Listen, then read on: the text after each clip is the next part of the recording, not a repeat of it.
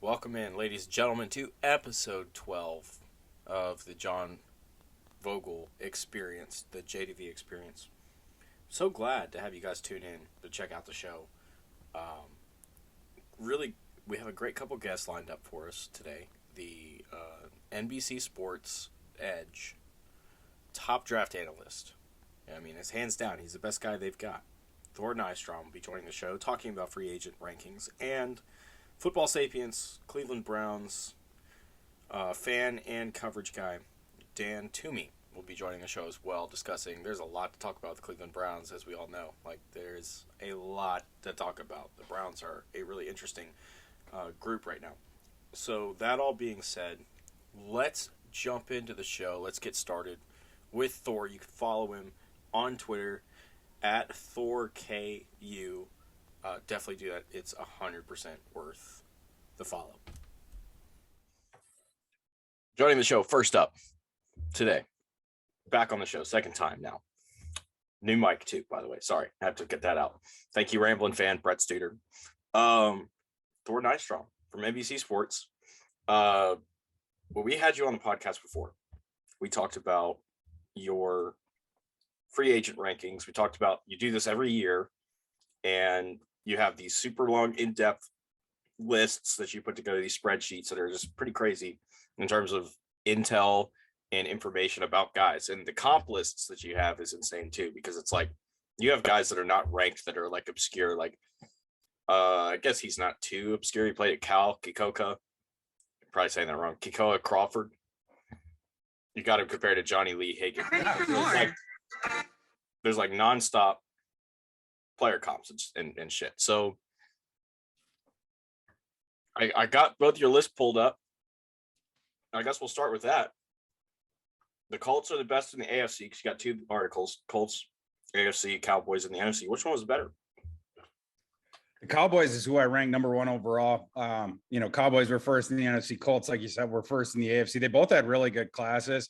But the Cowboys came out on top this year. I think all 4 years I've done it for NBC, ranked the UDFA classes. The Cowboys have been in the top 10. I believe it's the last 3 years they've been in the top 3. And that's not a huge surprise because during those 4 years, they have devoted more money to the UDFA sweepstakes, post Saturday night, day 3, than any other team in the NFL. They give out the biggest signing bonuses. They pursue the UDFAs most aggressively, and they tend to fare very well in these rankings because of that. They tend to sign multiple guys every single year that probably should have been drafted on just about any analyst list, Alec Lindstrom being one of the big ones in this class. And then the Colts, they don't always fare this good. So that one was a little bit more surprising, but this year they certainly had a very aggressive ethos in UDFAs. And I think that was a strategy coming in, probably because they didn't have the draft equity that they've had in some of these recent years. Obviously, they didn't have the first round pick because of the Carson Wentz trade from the year before.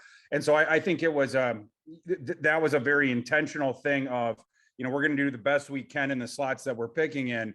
But then when we get outside of the draft, we're going to try to sort of recoup some of this value by being aggressive with some of these guys that probably should have been drafted and just fell through the cracks for whatever reason.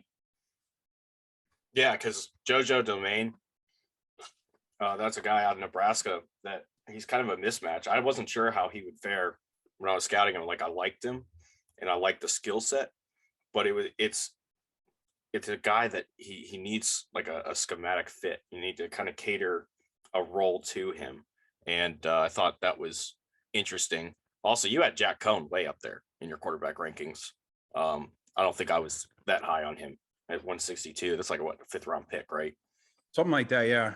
Yeah. So I wasn't big on him like that, but yeah, these are a bunch of these guys that they picked up are Senior Bowl studs, right? Yeah. With regards to Doman, I comp him to Jabril Cox. It was similar in that it's a converted safety that they ended up putting a linebacker who his best thing is coverage. And that's the biggest surprise to me why Doman was not drafted, because he's really, really good in coverage. You can see the safety chops, as far as the coverage goes at the linebacker position. He also proved it during the pre-draft testing. He tested in the 76th percentile. he doesn't have any movement problems. One concern that you could potentially have about him is holding up against the run, but he was fine against that in college. He can certainly go sideline to sideline. And he doesn't lack for fearlessness either. You know, he was pretty efficient against the run. I think between those two utilities, and even if it's just the coverage, like I expected him to be drafted just on that alone because it's so valuable in relation to run defense. So even as just a passing down linebacker, I would have expected him to go. I thought that was a really inspired signing by the Colts. In my opinion, he should have gone the middle of day 3, something like that. I think I had a 4th round grade on him. Yeah, 4th round grade.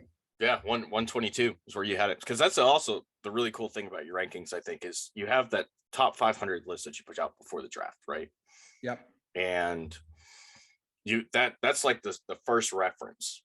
You know, you pull up these things on NBC Sports Edge. I've actually got it pulled up, I think, on Yahoo Sports too, because everything that you write gets published there as well, right? Yep, that's right.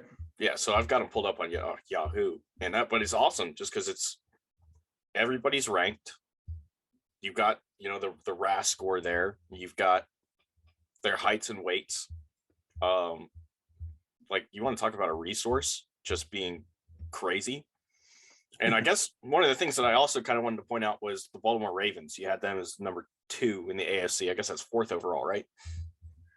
It's like something like that. Yeah. I don't have the column pulled up because it starts playing the noise, like the video. It's like, I got you. But so, I got the, go ahead. I'm sorry. No, they killed the draft. Like everybody will acknowledge that. Everybody knows that they pulled on. They just were kind of drafting the best guy available the entire time, and I think they did a great job. We had Michael Telford, who writes on Football Sapien. We were talking about it on the last episode, but even from just a free agent standpoint, these guys just killed it. The entire rookie class that they're bringing in is just insane. Yeah, it sure is. Yeah. That's it. We talk about I was talking about the Colts strategy. The Ravens are a team that enters every draft process with a very delineated strategy. And it's not just that they don't get penned into a position or to a player. They also don't get penned into an ideology year to year. For instance, this year, Peter King reported that the Ravens had the most picks in any one round going back like 40 years in the draft. They had, 6 4th round picks or something like that, because their scouting department had identified, and this wasn't necessarily a secret. We had talked a lot about in the pre-draft process, like the top 15 of this draft was going to be down in terms of talent in comparison to the past 3, 4, 5 years in the top 15, but that the middle rounds, that was where the real power of this draft was, in part because of in large part because of the waived COVID eligibility waiver in 2020, which made the last draft class that we had a third the amount of declarees as a usual year, which of course means that this year we had more. Next year we're going to have more as well. And because of that was where the strength of this draft was. And so the Ravens really targeted that, and they got a bunch of studs in that 4th round, like Daniel Falele and some of these different guys that were sort of falling down. And then they usually do just a little bit better, I think, than this in my UDFA rankings, where like they're sort of like the AFC's version of the Cowboys.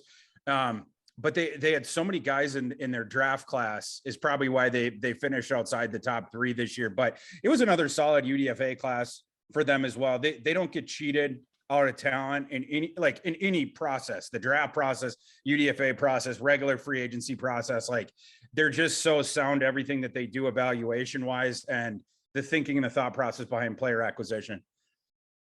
So here's a good question, just it popped in my head. Out of all these free agent guys, because we see it every year, there's some undrafted guys that come in and they get a chance to play right away, and they're good, and they're really good.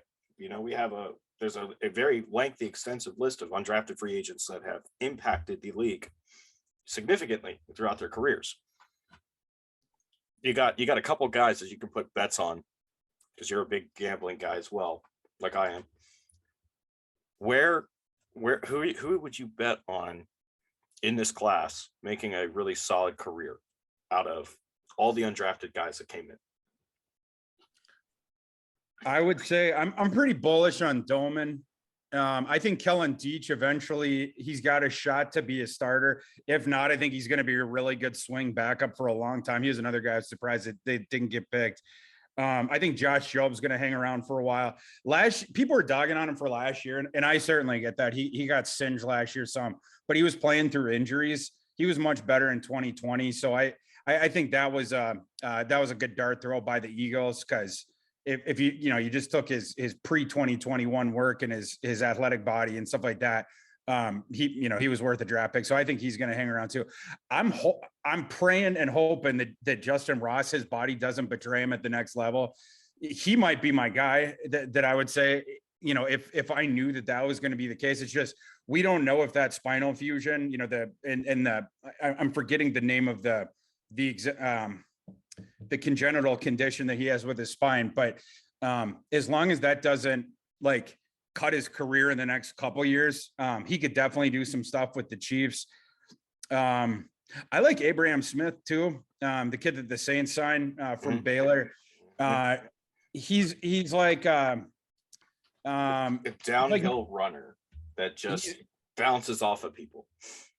Yeah, he does. He sure does. Yeah, I mean, he plays running back like the linebacker that he was beforehand. And I think you get him into a one cut system like Baylor had. I think he's going to do well there because he runs with good tempo. He has good vision. He knows, he's not one of those guys that presses the hole way too early in that system. He'll sit back and sort of way down the line, and then he makes the crisp cut into the hole. He doesn't have the joystick agility. He's not going to make anyone miss in the open field, but sort of like Brian Robinson from Alabama, he can make people miss in the hole because he'll be going sort of diagonal or else, down the line or whatever. And then he'll just swiftly cut up field, and a guy will get an armful of nothing because it's so clean, the one cut up field. And then, like you said, the contact balance is really good. He fights through arm tackles, and he can ricochet off of guys that even bring the thunder on him. So he has really good contact balance. He's got to work on some stuff. Receiving, he didn't get a lot of looks last year, but I'm not going to blame him for that because it was his first year back at running back, and he broke the school record for rushing yards. He was the fulcrum point of Baylor's offense. They just didn't work him in as a receiver as much, but he also brings the lunch pail in pass pro. He got to improve there. He's sort of raw in that aspect, but he certainly has the willingness and the physicality and the violence for that sort of work. So he just needs to work on his technique, but he's another guy that I could see hanging around and doing some stuff for a little while. I'm going to give you a guy.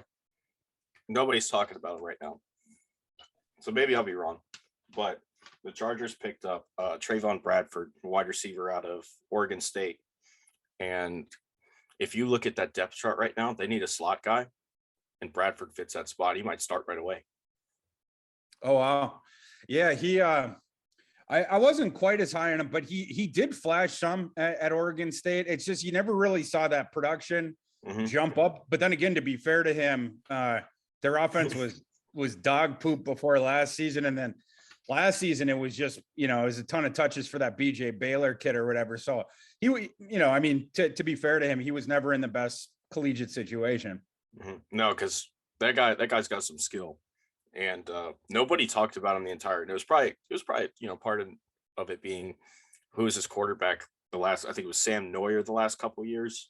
Last year was Chance Nolan. Oh, even better. You know what I'm saying? So you're right. He didn't have the production and everything, but you saw that on special teams when he was a return specialist, he has some really good, field vision and can make things kind of happen running up the field. And I think the Chargers kind of got a steal with him. But yeah, he's got good hands too. So, you just bring him in and see, but yeah. And that's one, I do my rankings from the perspective of the teams, of course, and the talent you brought in during the UDFA thing. But one of the interesting, and you're sort of speaking to it there, one of the fascinating things to me about the UDFA process is from the other side of it. First of all, I don't think people realize that UDFA, or guys that could be UDFA, let me put it this way, guys who have not been picked yet by around the start of the 6th round, certainly by the middle of the 6th round, they're going to start getting calls from teams, not we're picking you, but in case you do not get drafted, let's start negotiating deals and stuff. And so the agents, they'll be getting these different phone calls. teams will be giving them, we can give you this much in guarantees, we can give you that much in guarantees. And then they have all the depth charts of every NFL team, you know, color coded and all this sort of stuff, and the contract numbers. And I've seen some of these before. They are extremely intricate. And so the agents, it's like sort of like, you remember that Tom Cruise movie Minority Report, where he was grabbing stuff and then moving it around or whatever. That's sort of like the agents, where they're like, oh, this team's offering 12,000 in guarantees, but it's a little bit harder to, you know, it's going to be harder to make their opening day roster. This team's offering, you know, 20,000, you know, whatever. This team's, you know, all this sort of different stuff. And so that informs a lot of this, like where the player ultimately goes. It's not just the guaranteed money. It's also just as important, or maybe even more so, what's the easiest route to get onto that week one roster? Because that's where the real money comes. The record of all time for UDFA guarantee money was set this year by Carson Strong. I believe he got $330,000 in guarantees. Prior to this season, the record was $200,000. So, I mean, you just think about that in comparison to what the NFL minimum salary is. The goal isn't necessarily the guaranteed money, although that's nice because your football career could be over real quick if you're a UDFA. It's also, what's the surest path to getting on a week one roster? You know, is there one? Is there a path, or the practice squad? So, I mean, those are the different, you know, the different things that the agents and the players are thinking about. And then on the NFL side, of course, they're both trying to fill their weak spots, and then also just bring in as many sort of dart throws, you know, where there's a thought process behind them and there's a path to that guy that they possibly can. Yeah. And that's the funny thing too, is like, you know, you go on these radio shows, you go on these podcasts and stuff, and they're always like, oh, who had the greatest draft? Who had the best draft? Oh, who had the worst draft? And to me, I think that's the hardest question to answer, right? Is because it's like, I see exactly what they're thinking. You know, I watch all 32 teams. I watch a shit ton of fucking, you know, all 22. You know, I sit there and I figure out what they're running schematically and the different, you know, positions that they want to fill and who they lost this year. Like, we keep up with all this shit, and it's hard sometimes, but it's like, I can't sit here and tell you, oh, these people had a bad draft, because I have no idea what the hell they were doing the entire time, because nobody goes into a draft or you know, this undrafted stuff without a plan. But 1,000%. 3 years down the road from now, is that kind of how you rank your ratings? Or are you looking at now? Well, it's got to be now, right? Like, yeah, I mean, because we got to do the rankings now, and you got to write the columns now. So I'm a little bit more comfortable than some to give the full scope of my opinions, like the night that the draft gets done, you know, doing the draft grades and stuff. I'm notorious for being the hardest grader in the industry or whatever. And I can be wrong. But I could also be right quite a bit, you know, like that. And the fan bases get upset with me for giving out the Fs and stuff like that. It was the Raiders a couple of years ago, was it not? 2020? It was the Raiders, yeah. I gave them an F 2 straight years. Was it, maybe it was 19 and 20, I forget. But the one year that they went, the whole fan base just went ballistic on me. It was the year when they had the 3 first-round picks, and it was, they had, you know, was one of them. Yeah, Clellan Ferrell, Jonathan Abram, Josh Jacobs. They got Trayvon Mullen in the second round. I forget. Well, anyway, I thought it was a horrible draft class in comparison to how much draft equity you have, because that's the other thing that I bake in. It's you know, how much draft equity did you use? You know, that's sort of like, how much money did you pay in the transaction? And then what did you get back? How many goods did you get back in terms of, you know, market or whatever? And I just thought that they had blown the entire thing. You know, you're going to take Farrell, who I thought had a cap ceiling that high. Abram, I think I had rated him as a middle round, 5th round type pick. And Jacobs, he had some injury concerns, if I remember too. He's been injured. He's been injured his entire career, and he had a limited game. You know, I mean, it was both of them. He was not a fully fledged safety. You can get guys like Jonathan Abram later, even if they don't have injury concerns. And so, anyway, my whole thing with that was just, you know, in terms of, because the way that I graded it's, you know, it's sort of an idea of return on investment. But again, it's in the moment. Like you said, I don't have the hindsight of their entire career, but in that moment, I felt that they had blown more draft equity than any other team in that class. And so, yeah, I got some real blowback on it. But it was funny to look back at that in late April or early May or whenever that was, when the Raiders declined the 5th-year options of all 3 of those first round guys and I wonder confirmed why. that was a blown draft class. So I went back and I looked at my write-up on it, and I in the write-up, I say the only pick of these that I liked is this little known 4th round defensive end from the MAC. His name was Max Crosby. Yeah, Max Crosby. It was the only pick of their draft that I liked. Now, So, I remember that too. So that draft, I was graduating basic training that weekend. And so I got my phone for the first time in about 2.5 months. So yeah, I'd missed like the entire draft process and got it back the night of the draft. And I had to give it back because we had to go back. It was family day. We were running around doing different stuff. And you get back to the barracks, the drill sergeants collect up all your phones again, because you can't have them in the barracks kind of thing. And you'll get them back tomorrow after you graduate kind of thing. So the last pick that I saw before I had to give my phone back was Clellan Ferrell going 4 to the Raiders. And I was mind blown, because I was like, where did that come from? That's a 3rd, 4th round guy at best, but for sure. Yeah, the Raiders, during that time with Mayock and Gruden, they always had the puzzling first round picks. And then even on day two was hit and miss for them. It was weird. They didn't get good at drafting till day 3. And then I tended to like their UDFAs as well, but it was, and I've heard it explained that John Gruden was the guy making the round 1 picks and some of the early picks. I'm not really sure about that, but they were a really weird team in the process for a couple of years, where they always struggled up top, which was unfortunate because a lot of those years they had a ton of draft equity. Mm-hmm.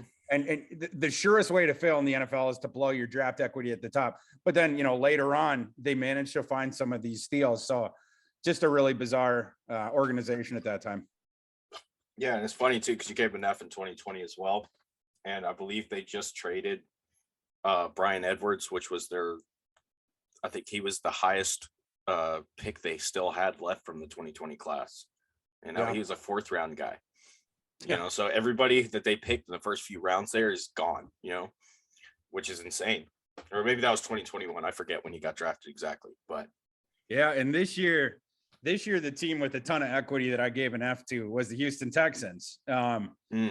Houston wasn't terribly happy with me, but luckily they understand. They're not Raider Nation. Nation made. They just had to give up Deshaun Watson and everything else, so they kind of understand. Like, yeah, we suck. Yeah. And again, it's not that I think Derek Stingley's a terrible football player. I ranked him 19th overall. It's just taking a guy like that at number 3, where there is an enormous amount of risk in the profile, an enormous amount, and you cannot pretend it doesn't exist. A guy who has not played good football since 2019, a guy whose evaluation is based off his athleticism and his footwork, who is coming off a Liz Frank injury. You can't just pretend that this is not a risky prospect. It has to be put in there somewhere. So, weighing the upside against the downside, because he could very well bust. He could also very well be a star, but both of those things are very much in play. I put him 19, and then Kenyon Green, the guard. He was a good player in college, not a perfect player, but he was a pretty good player in college, but he's also athletically limited. So it's like, what do you do there? I had him as a 1st rounder. It's just a late 1st rounder, and they ended up taking him at 15. I thought that was a reach as well. John Mechie, he's a non-explosive slot receiver who is not big, who is coming off an ACL tear. I mean, I'm sorry. It's not the profile of a player that appeals to me. I would want an explosive guy in the slot, or, if I was going to go for more of the efficiency thing, I'd probably prefer one of the big slots. It's just, but, I mean, this also goes back to ranking ideology in some ways too, where it's like, you both have your preference, just as far as the player. But then also, we might have even talked about this before, Vogel, but we did. I was about to bring that up, and when you finished your thought.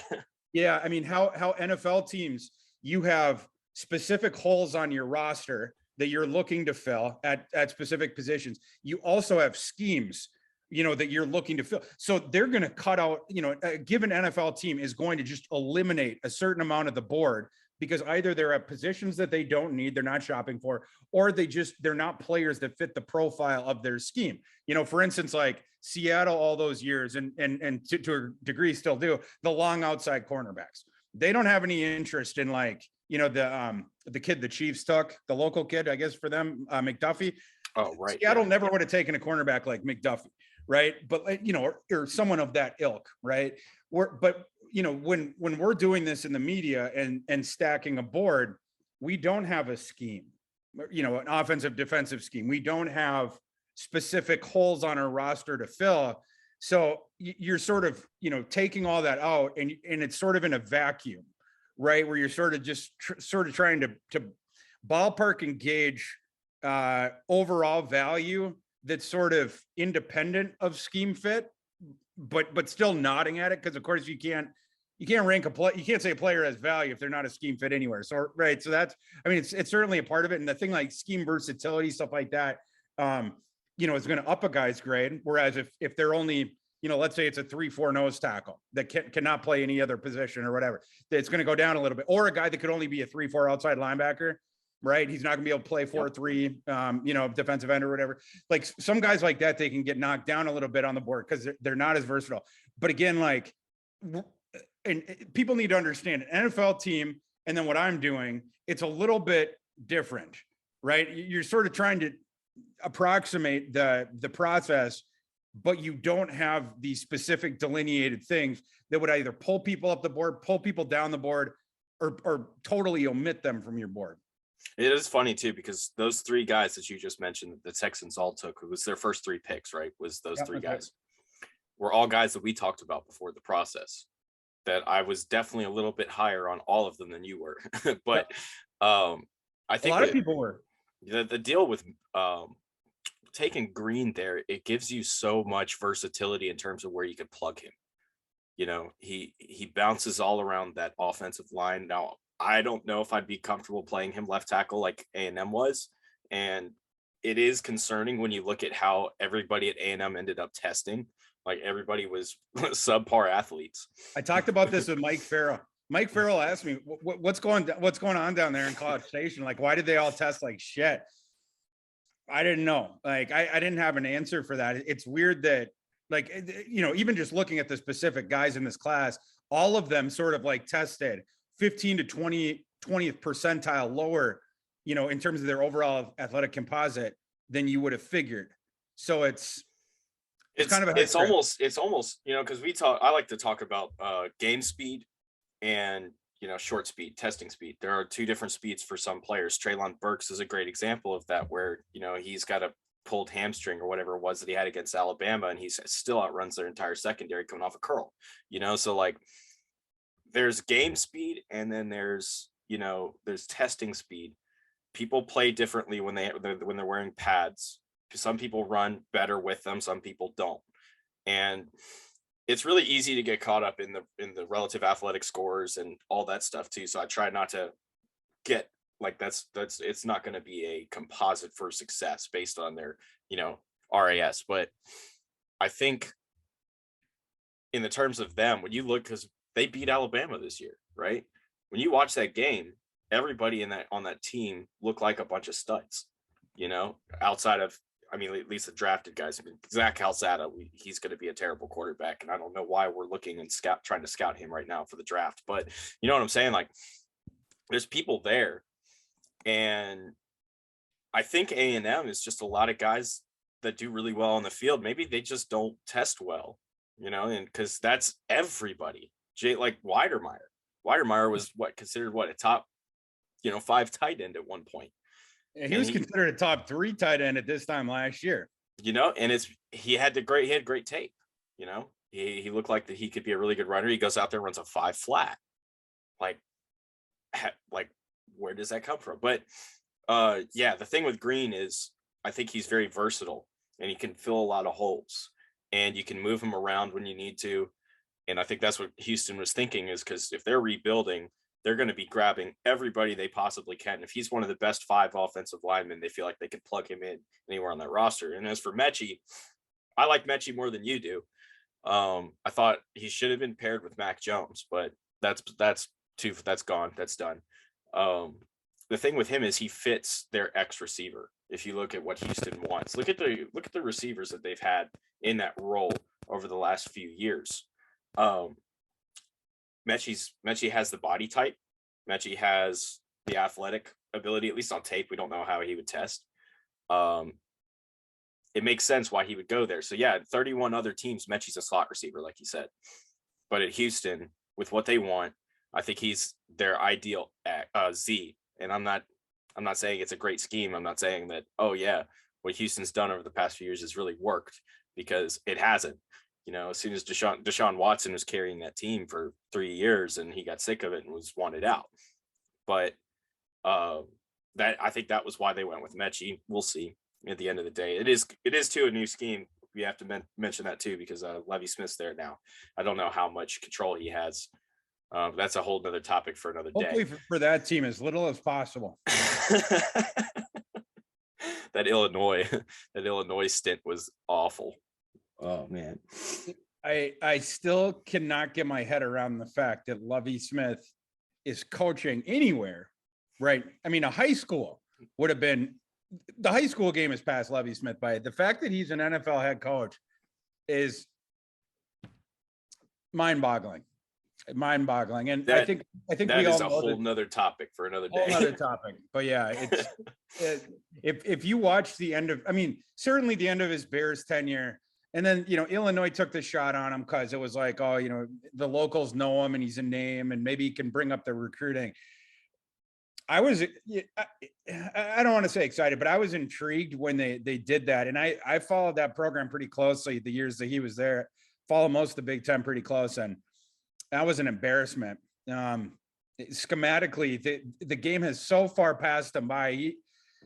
Anyway, we don't need to go into the Lovie Smith thing, but yeah, it's still stunning to me that he has a head coaching job anywhere, much less in the NFL.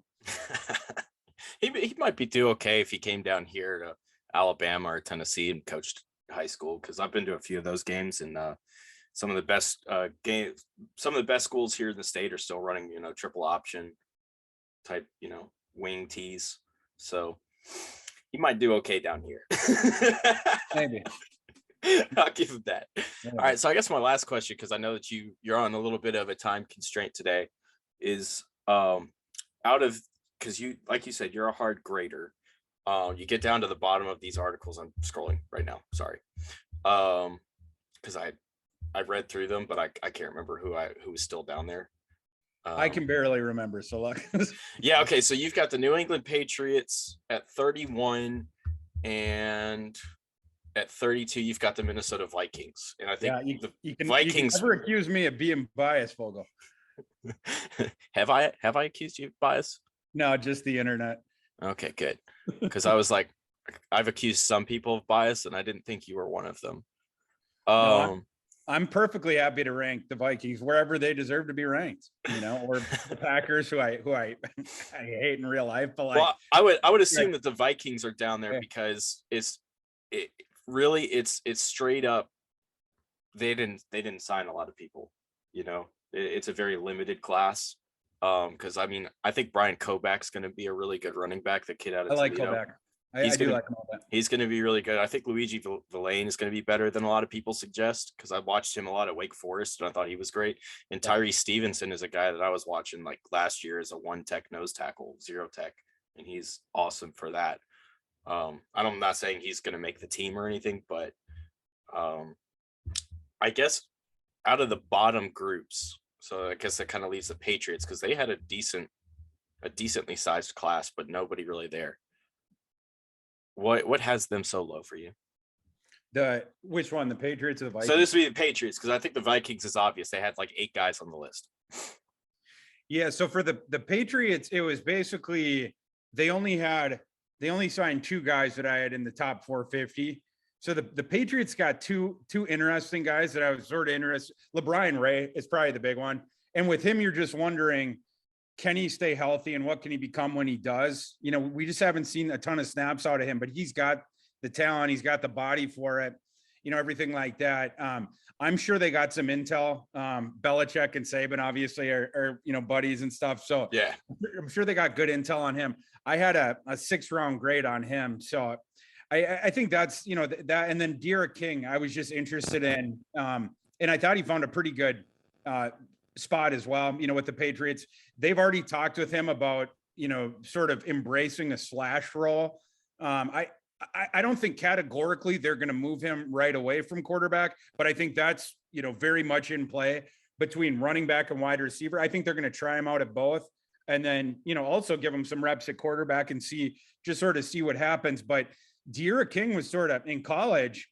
He was sort of like, a discount version of Kyler Murray, essentially. There was a couple years where when he was healthy, because that's the other thing with Derek is a part of his game, a big part of his game relies on the mobility aspect and getting out of the pocket, stuff like that. But he's not big. What are you measuring at? Just a shade under 5'9", 5086, 197. Yeah. So he takes some big hits and then he gets banged up really easily. So, is Derek King a slot receiver at the next level? Is he a backup quarterback at the next level? Is he a scat back at the next level? We're going to find out, but he's skilled enough as a football player. And I've seen him do damage, not just when he was at Houston, when they were upsetting everybody, but at Miami, he did some damage against some really good defenses. I like that dart throw, but just, in response to the question, it's just with them, you only bring in 2 guys that I saw as sort of quasi draftable. And then with the Vikings, whereas other teams had more, and then the Vikings, they didn't even, the Patriots had 2 guys that I had in the top 275 on my list. The Vikings didn't have one in the top 350. Now I had Brian Koback right outside of that. I had Koback 359. I had Gabe Burkich, the kicker they brought in to compete with Greg Joseph. I had 362. And then Villain, like you mentioned, 388. It's just, I had those guys a little bit lower.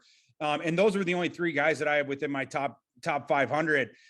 You mentioned Stevenson, another guy that I know that they like more certainly than me. And I think even the whole media, you could probably put under this umbrella. They like Zach McLeod more than all of us. They gave Zach McLeod a decent amount of a signing. He might have even led them in their signing bonus. I'm sorry, not signing bonus, the guaranteed money. Yeah. I think they gave him 180K, like something like that. So they were very aggressive with Zach McLeod. But Villain is the guy who got the rave reviews coming out of rookie camp. Obviously I follow the Vikings probably closer, well, definitely closer than any other NFL team. And coming out of the rookie mini camp, Villain was the guy people were talking about. And you mentioned some of it. He does have some concerns with, with his profile, mostly being the undersized, sort of edge defender. But this goes back to what we were talking about before when we were talking about how we have to make boards independent of like scheme fit and stuff like this. Villain was not a fit for a lot of teams. Because 4-3 teams, what interest would you have in Villain? He's a 3-4 outside linebacker, right? Like at the next level, he's going to be a rush guy. Well, the Vikings really liked his movement there, and he's athletic enough for sure. And he certainly caused a lot of damage in college, at the Power 5 level. So they liked what they saw of him early on, but he's a guy that may have filtered down just because on, 18 boards or however many teams, run the 4-3 at this point. He was not considered draftable just because of that. But the Vikings just switch. I mean, this is a perfect talk about agents and players identifying really good situations. The Vikings have been a 4-3 team. My entire life, I think. I'm trying to think if they were ever 3-4 before now, but I cannot remember. They've been a 4-3 going back forever. But now with the new coaching staff, they are switching to a 3-4. So you have some. And we lost Thor. There's a little bit of a communication gap there. Unfortunately, he was unable to finish that thought. So that being said, we're going to go ahead and move to our next guy, Dan Toomey. You can follow him on Twitter, getting his Twitter pulled up. I should have this prepared, but at DanT_NFL. Definitely worth a follow. Not just for Cleveland Browns stuff, but for fantasy football and anything else that he is producing. It is going to be good quality. Joining the show now, following up on Thor, is another great guest. That this one's new. He hasn't been on yet. In fact, today's the first time that we've had a really a good chance to actually talk in not text as we were just noting right before we started recording.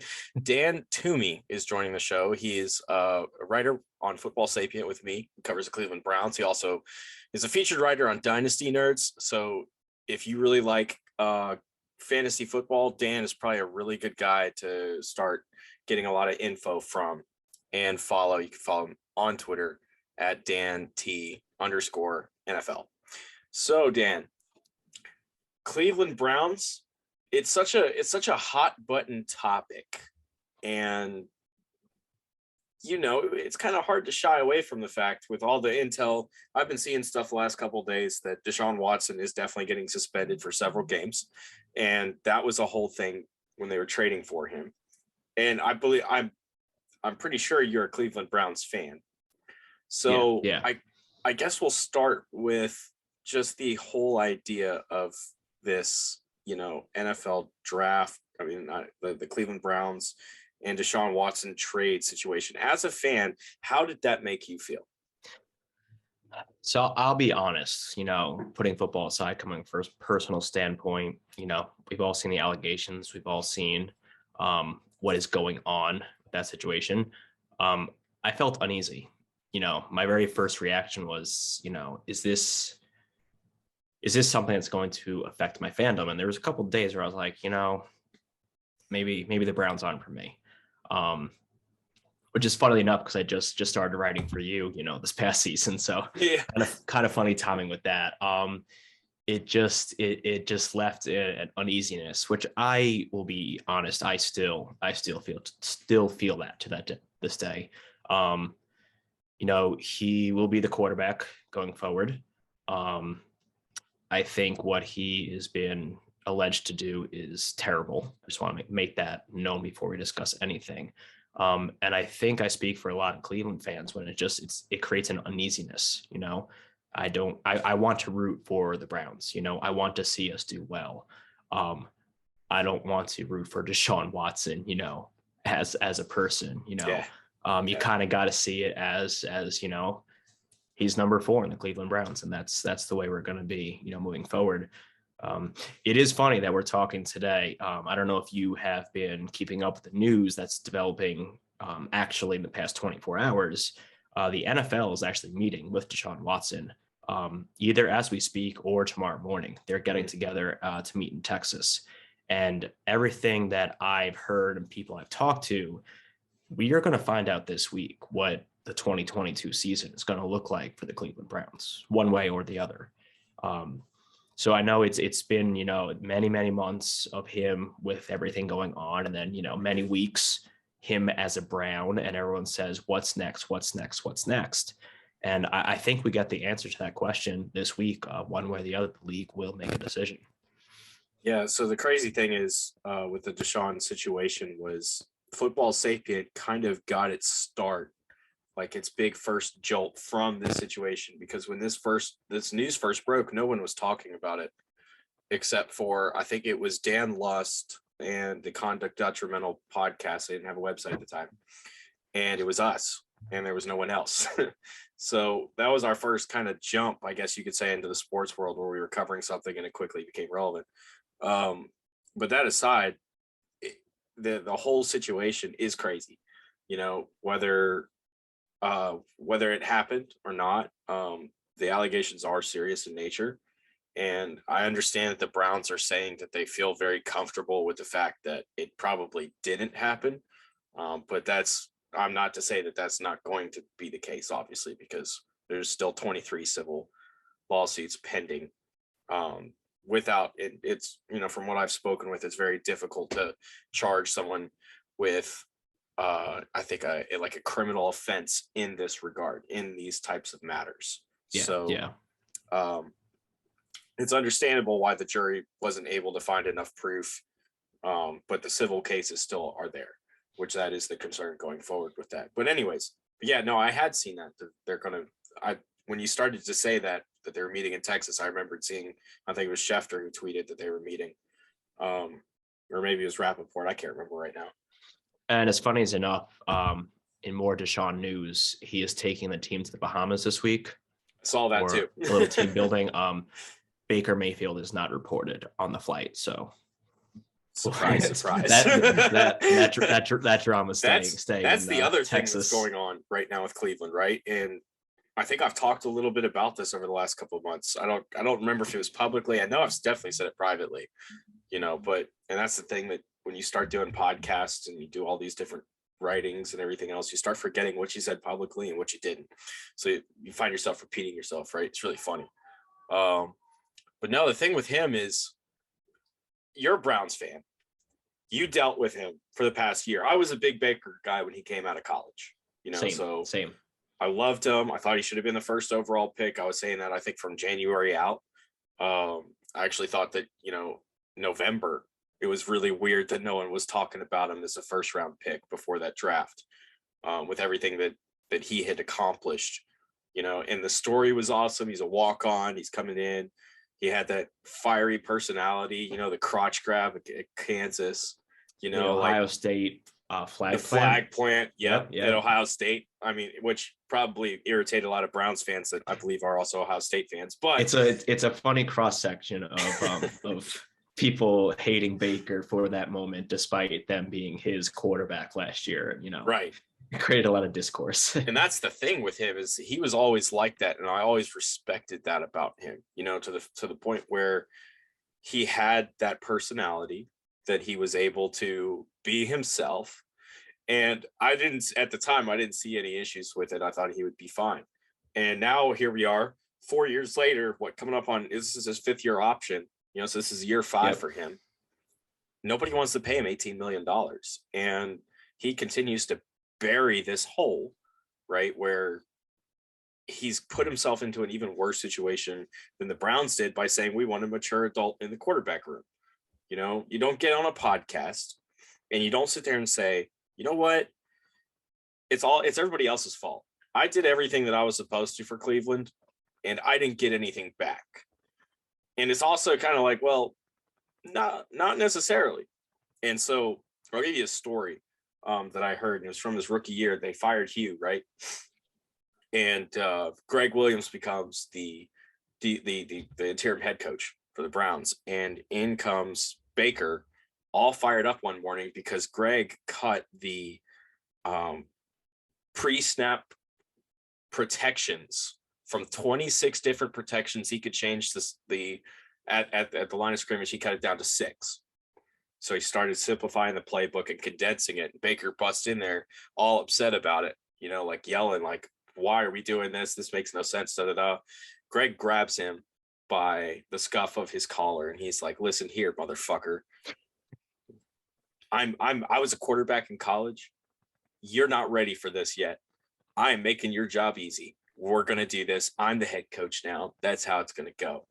And kind of had Baker there for the rest of the year by the scruff of the collar. And I feel like that's what Baker needs. He needs a lot of tough love, if you look at the numbers that year, I believe that was his the touchdown record. He was an NFL, and he didn't start all the games. He missed what was the first 5 games, if I remember. He came in less than that actually. He came in that Thursday night against the Jets. Yes, he came in at Tyron got a concussion. Mm-hmm. I want to say that was week 3.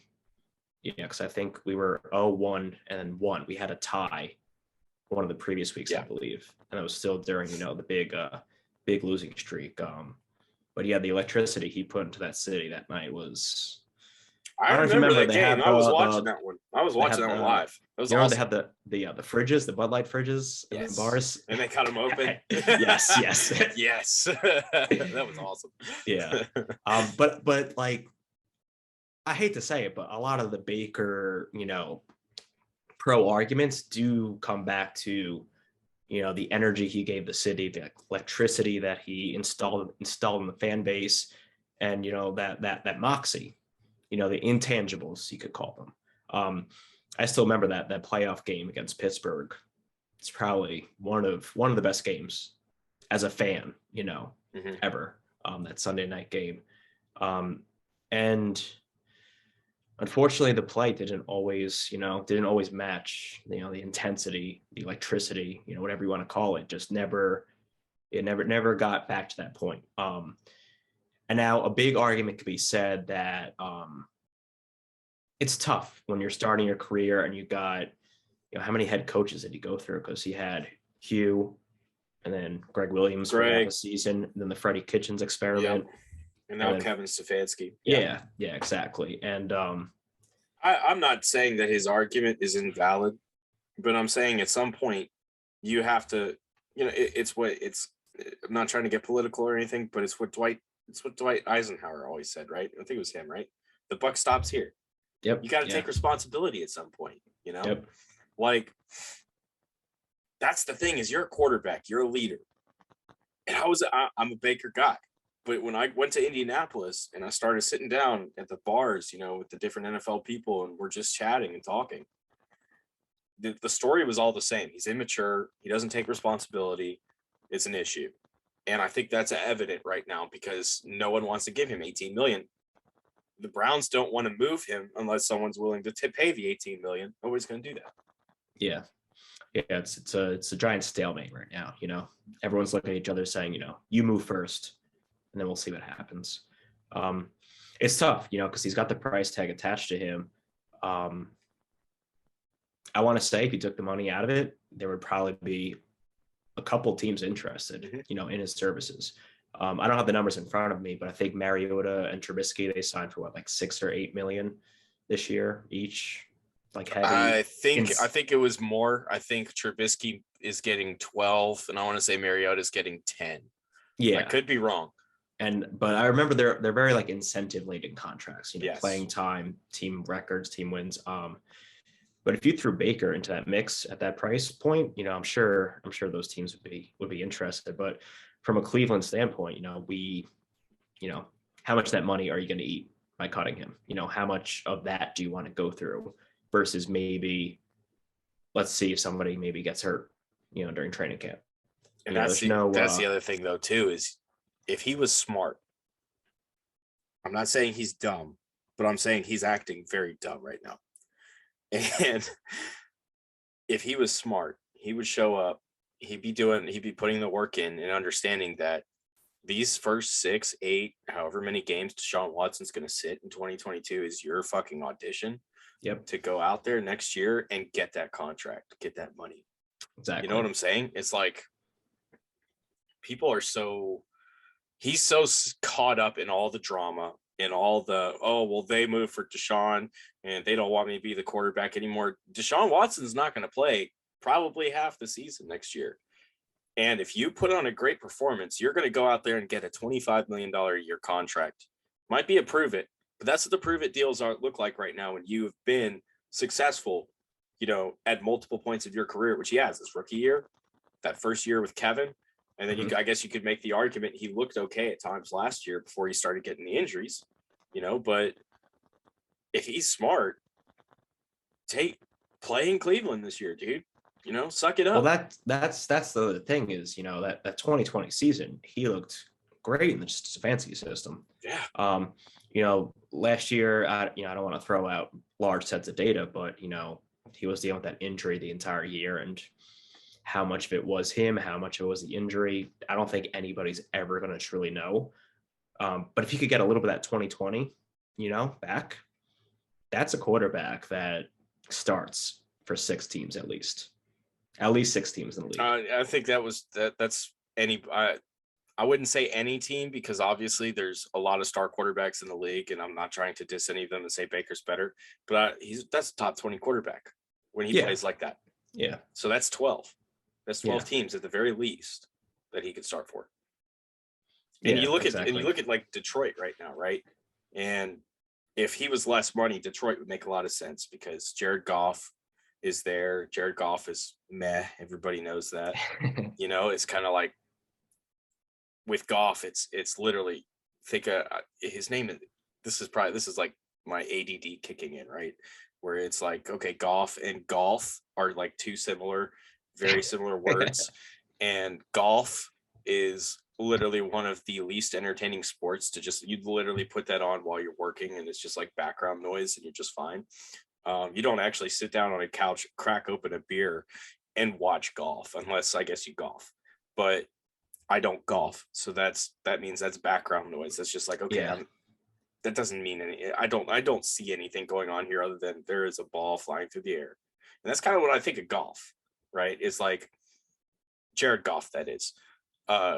It's just kind of like, it is what it is. He's background noise. If you don't have another quarterback, yeah, play him. And he's going to make $25 million this year, which is awesome for him. But next year, they're going to be able to get out of that contract, and he's going to be gone.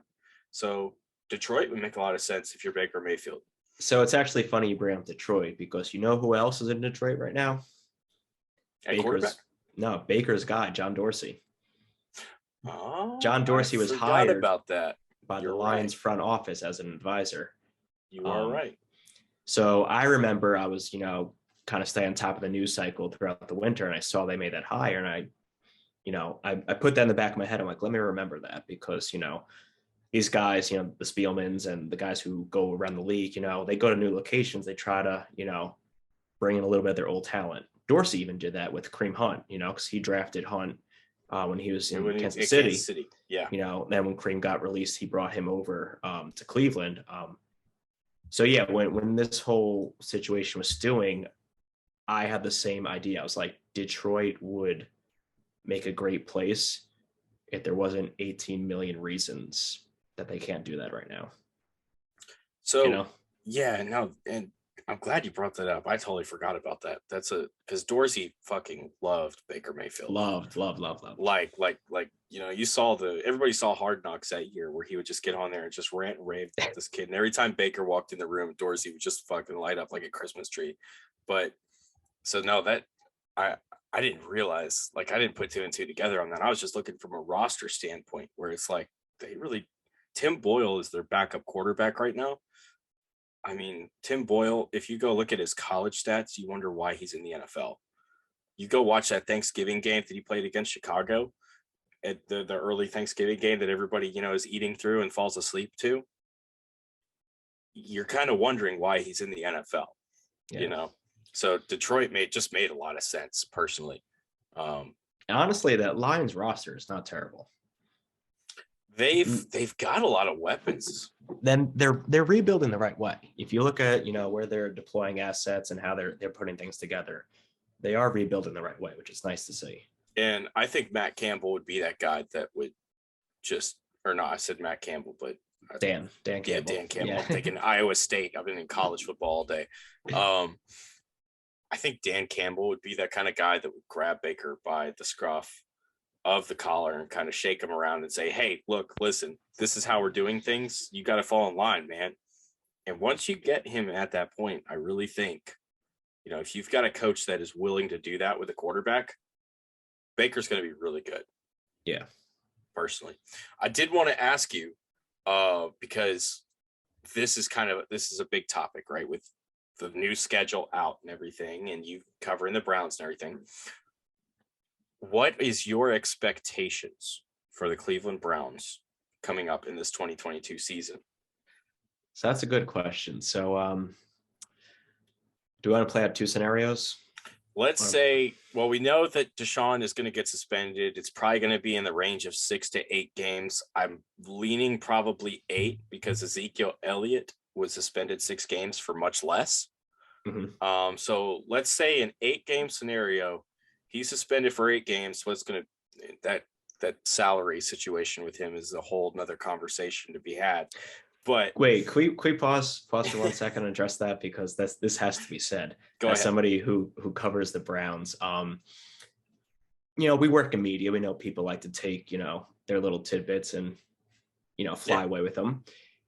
If you look at Denzel's extension, Miles' extension, Nick Chubb's extension, Andrew Berry has a tell with all of his contract extensions, and that is first year minimum money, because he likes to have the flexibility to sign free agents that season. He doesn't want contract extensions to kill all possibility of that year making moves. So I know the media like to run with the whole, they paid Deshaun so little because in case he gets suspended, they want to save him money, this or that. But somebody who covers the Browns, I can tell you, if you go and you look at the actual contracts for Nick and Miles and Denzel and their extensions, very, very, very similar allocation of money. Sorry, I just want to interject. No, because no, that's no. something I'm that glad you brought that up because I firmly believe that was kind of like a hey, yeah, we're gonna go talk to the media and we're gonna tell everybody like we believe you, Deshaun, we believe you, but here's how we're gonna cover you from the NFL. I that's how I looked at the contract yeah. because So it jumps to it's like it goes from like 1 million to 50 million, yeah, between the it years. goes way high. Which that's what it looked like. But I'm glad that's a good point. I'm glad you brought that up. I didn't consider that. Like we say, we work in media. We know people like to take the Run little with piece and things. Yeah. exactly. And once it gets on Sports Center, it's the entire narrative that the world revolves around, unfortunately. Well, anything like that, anything that could be scandalous potentially is always something that the media is willing to run with. Exactly. All Especially right, so let's go back to he's gonna probably sit the first 8 games of the year. So Jacoby Brissett is probably gonna end up being the starting quarterback. Josh Dobbs will be your backup if he gets hurt. Yep. So what's the expectation? All right, so let's real quick. Let's run through the first 6 weeks of the Browns schedule. Okay. Week 1, Carolina. Week 2, Jets. Week 3, Pittsburgh Steelers. I can't tell you who the quarterback's going to be by week 3. It might be Pickett. Week 4, Atlanta. Week 5, the Chargers. And week 6, New England. Now, if we go back last year and we look at Case Keenum started 2 games for us last year. He started that Thursday night game against the Broncos, and he started 17. in the final week of the season against the Bengals, correct? That's week 18 now. My bad. Yeah, sorry. I know. Everyone's still adjusting. Yeah, we're still saying 17, but it's game 17. Yeah. I know. So the Bengals game, I'm going to throw out because they had their spot clinched. They're resting most of their starters, this or that. The Denver team, as bad as they ended up, going into that game, they were still like a 500, just above 500 team. They weren't a complete write-off. The roster is constructed well enough that a serviceable backup can go in and perform well enough to win games if needed. The other key thing that I think not many people are talking about is we get Kareem Hunt back this year. I don't have the numbers in front of me, but if you look at the splits, Kareem Hunt, when he got hurt and missed games, the offense was completely different. So I'm confident that with Kareem back in the fold and the offense 100% healthy, Jacoby's going to surprise some people. Now, I'm not saying he's going to go out there and throw 5 touchdowns. Let's say game manager might be a word that people would use to describe that. Okay, but you're saying like 200 passing yards, maybe a touchdown or 2. Yeah. Kind of lean on your run game a good bit. On less than 25 attempts for sure. Okay. All right. So that being said, I could see us going through the suspension 500. I can easily see that happening. So Carolina is kind of a wild card. Yes. And it really depends on who's going to be their starting quarterback on week 1. Are they really about to run with Sam Darnold for another year? Like, is that really about to happen? I wrote an article recently. I think it was like a Panthers mock draft, this or that. And in this mock, Carolina didn't go for a quarterback at 6. And in the article, I said Matt Rule should be brushing up his resume and finding a good real estate agent, because I haven't looked at the betting odds, but I would guess that he is the odds-on favorite for first head coach fired this season. And I just don't know what Carolina's plan is. Sam Darnold is there. They picked up Matt Corral. I believe he was. That's 3rd round pick, but that's what I was kind of about to get to. Is I might sound really stupid for saying this, but Matt Corral's my guy. Like in this class, a quarterback. If there was a guy, so like last year coming out, my guy was Mac Jones. I loved Mac Jones. And I thought Mac Jones was going to really surprise a lot of people. Patriots go back to the playoffs, and you can say Bill Belichick and everything, but Mac was a very serviceable player. I really think Matt Corral is much better prepared for the next level than a lot of people realize. And I really think if you had to put him up against Sam Darnold, it'd be a no-brainer. If you're watching training camp and you're watching those two and comparing those two, it's a no-brainer. Matt Corral's better. And that's all pending on his injury. I don't have the injury, the medicals. I think that's kind of probably what pushed him down the board. It was made him the fourth drafted quarterback in this class, behind Pickett and Ritter and Malik. Pickett, Ritter, Malik, then Corral. Yeah, and then Corral went. So I don't know if the medicals weren't great. He looked okay at his pro day, moving around. He's a runner. That's another thing. That's the thing with him when he was coming out, is I think a lot of people were uncomfortable with him because they couldn't come up with a comp for him. There's not really a quarterback that has his skill set where he can throw the ball, he can push the ball down the field, he can kind of get through some reads. You're going to have to simplify the offense first couple of years, but he can get through some reads. And then you also he can run the ball 20 times a game. He's not a big body, but he can run, and he's an effective runner, and he gets down and he takes care of himself. So yeah, that will definitely be I think I wouldn't be shocked if Matt Corral comes out as like a week 1 starter and we're talking about him at the end of the year like a Russell Wilson. Yeah, I agree. Let's just say Panthers preseason games will be on my television all of August. Yeah. Okay, so let's say suspended 6 to 8 games. I think the roster is good enough to go 500, and our bye is actually week 9. So let's play that scenario out. He's got an 8-game suspension. Jacoby gets us to 4-4, 3-5. You have a bye week. Now you can get Deshaun in on the offense. Maybe Stefanski's got a few tweaks that he installs. Then it's possibly off to the races. Now, obviously, like a team like the Chargers, even with Deshaun, is going to be a big test for any team. The AFC in general this year is just fully loaded. It's gruesome. And the AFC North, probably outside of the West, the North is not far behind. No. And because you've got Joe Burrow in that division, you've got Lamar Jackson. Supposedly he should be healthy this year. Yep. That's potentially like oh man. And then if Pittsburgh can get their situation straight, they're going to be great on defense. And the scary thing is, and you probably agree with this, Baltimore killed the draft. They didn't just kill the draft. See, that's what Thor and I were talking about earlier in this episode, is Baltimore killed free agency too. Yep. Anything roster related, Baltimore just killed it this year, and it's scary.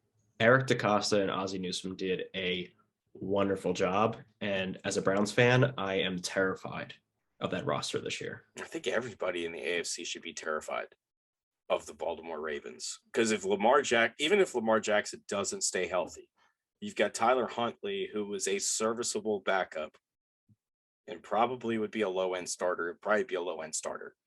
If he gets out into the free agent market, what he's probably due next year or the year after. That team is so loaded right now. It's not even funny. And the craziest thing is maybe the best player they drafted won't play this year. David Ojabo is going to redshirt his freshman year versus rookie year. It keeps going. But the way that you phrase that, because I was thinking Kyle Hamilton, and usually you're going to piss a lot of people off. And they're going to be like, "What, Kyle Hamilton? You had David Ojabo over Kyle Hamilton?" There's going to be a whole lot of people throwing down on you, Dan. You just opened up the door. You know what? Let's just say, as a Browns fan, you better get used to it this year, because we're definitely the one team in the league that's going to have our target on our backs, regardless of how well we do or don't do. Yeah, that is the truth. But yeah, no, that whole conference is loaded, and I think that's going to be the hardest thing for the Browns this year. Is you've got to beat the Steelers defense. You got to find a way to beat the Ravens once, and I'm really wishing you luck, even with Deshaun. And because is Deshaun Watson a top 10 quarterback in the league right now? See, that's the tricky question, because the last time we saw him on the field, there was no doubt about this. But then you think about the quarterbacks that have been drafted also the quarterbacks that have been drafted since the last time he played, that are on the field. Herbert, Burrow, Trevor Lawrence. I mean, he's not quite there yet, but if he puts it together. Zach Wilson, if he gets it all put together too, it's like somebody put like a 3-minute compilation video together of a bunch of his best throws from this year. Oh my God. Like, it's just, that arm talent is insane. When he's on, he's on. It's just, you're just sitting there watching it like, it's porn, dude. It's football porn is what it is. You're just like, oh my God. Like, there's no other way around it. They're ungodly. And the other thing we got to remember is Josh Allen broke out since the last time Deshaun played. That's true. You know? Like, you got him. See, because I was doing this list earlier in the year, and I was like, I think I could name 10 quarterbacks that are better than Deshaun Watson. And, you know, because you got Russ, Mm-hmm. you got Aaron Rodgers, you got Tom Brady. They're all better. Brady, I think, is probably gonna win the Super Bowl this year. I don't think there's gonna be much anybody can do about it, just because it's gonna be his big fuck you to everybody. And he'll go get his 8th, and he'll have twice as many as any other quarterback in the league. So, you know, then he'll retire, go to Fox, make that big money. Okay, so that's 3. And then Russ. Did I already say Russ? Yep. Okay, so that's still 3. Yeah, three. you got Russ, Rodgers, Brady. Okay, so then you got the younger class, you know? I kind of feel like Herbert's there. I definitely feel like Burrow's there. Both 100%. Lamar is probably there because Lamar is a runner. You can't beat him. Yeah. Like, that's insane what he can do as a runner. I'm trying to think who else. I'm like literally running through the Mahomes, obviously. There's Josh Allen. 7. Josh Allen's 8. Mm-hmm.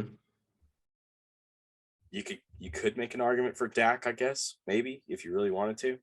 You don't agree. Stafford. You make the argument for Stafford too. So you see how we just kind of paused right there. That's what Sean is. Yeah. That's the tier. That's the tier. But I will say this, that's the tier he starts at. Mm-hmm. The second we get him back on the field and we see him throw for 450 and 4 touchdowns, he'll skyrocket right up the board. So are you expecting like 500 this year? As a Browns fan, as a Browns analyst, are you expecting 500 this year, or over 500? So over better than the 500 would be the floor. Like we just talked about, the AFC North is murderer's row right now. Thankfully, we line up with the NFC East a little bit. We have the Commanders on the schedule, so that'll be an interesting game. And then we also line up with the AFC East. So a lot of question marks in the AFC East. Yeah. Dolphins, what do they look like with Tua? Are they going to be, that speed going to be too much? Zach Wilson, they're investing so much in their roster. Can he take a step forward? Patriots are always going to be Patriots. And the Bills are probably Bills might be the best team in the AFC, you know? In football. Oh, you're going to go that way. See, I already just said, you know, Tom Brady's probably going to win the Super Bowl. So I just insinuated that's the best team, but that's because they have Tom Brady. Hey, both things can be right. This is true. The best team doesn't always win. That is fair. That's actually true. Yeah. I think, like I said, we'll find out this week. We'll get further clarity on the suspension. I did want to mention Clowney hasn't re-signed. Yeah. I honestly think he's waiting for this news before making a decision. I think he does want to return to Cleveland, but I think he also is realistic enough that if there is a lengthy suspension, he might say, thanks for the time, guys, but I'm going to go try my luck, somewhere else. So I think, depending on how the news breaks this week, I think we can see Clowney back in a Browns uniform starting as early as the next 2 weeks, which would be nice because our defensive line is just not great right now. Not great at all. I think if Deshaun was suspended for half the season, we can still realistically finish above 500 and even compete for a potential wild card spot. Hey, don't shit on Chase Winovich like that. I love Chase. First thing he did when we traded for him is he put a poll on Twitter. He said, "What's my number?" Browns fans chose 69. He's like, "All right, I'm taking number 69 in the Browns." That's very smart, and that's a good number to have, especially when you're going after the quarterback, because guess where you're going to be sitting back in your chair going, nice. Dan, it's been a pleasure having you on. Yes, thank you for having me. It was a great time talking to you.